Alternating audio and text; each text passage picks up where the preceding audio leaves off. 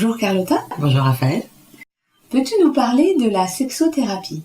Alors la sexothérapie est une démarche thérapeutique qui amène à accompagner les troubles sexuels ou les difficultés sexuelles ou de couple. L'idée, c'est que par ce travail, les personnes puissent vraiment arriver à s'épanouir dans cette dimension-là.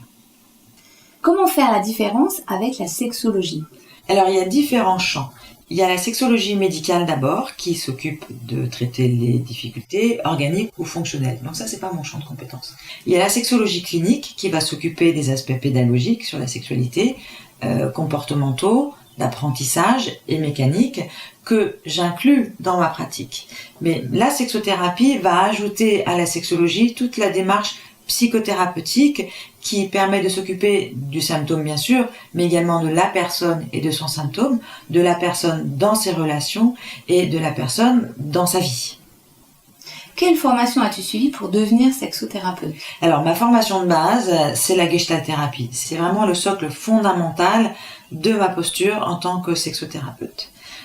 Après, je me suis spécialisée dans différentes approches en sexologie clinique et en sexothérapie et en thérapie de couple, de manière à vraiment avoir un accompagnement qui aborde toutes ces dimensions-là. Quelles sont les problématiques les plus souvent rencontrées ?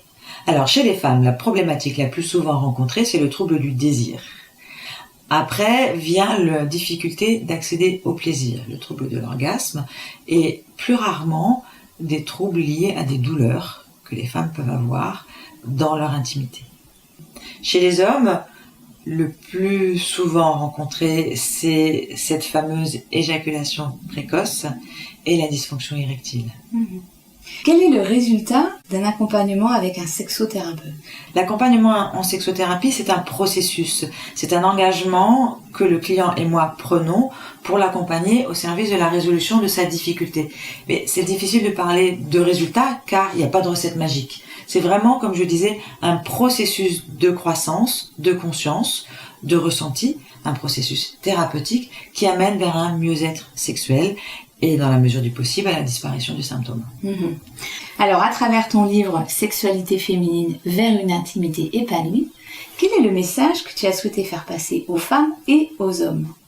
Le message fondamental pour moi, c'est que nous, en tant qu'êtres humains, femmes, hommes, nous sommes responsables de l'épanouissement de notre sexualité. Et nous sommes responsables de développer notre capacité à être intime avec nous-mêmes et intime avec l'autre pour partager dans la relation cette sexualité qui devient de plus en plus épanouie. Merci Carlotta. Merci Raphaël.